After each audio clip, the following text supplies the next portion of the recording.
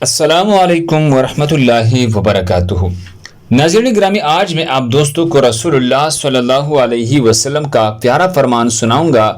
اس سے پہلے آپ حضرات سے درخواست ہے کہ ویڈیو پسند آئے تو آگے ضرور شیئر کریں۔ تو آئیے شروع کرتے ہیں۔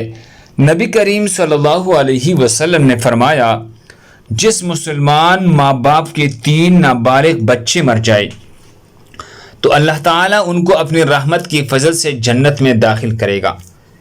فرمایا، جب ان سے کہا جائے گا جنت میں داخل ہو جاؤ تو وہ کہیں گے ہم نہیں داخل ہوں گے جب تک کہ ہمارے والدین داخل نہ ہو جائے۔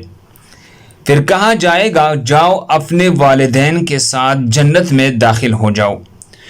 سنن نسائی حدیث نمبر 1876۔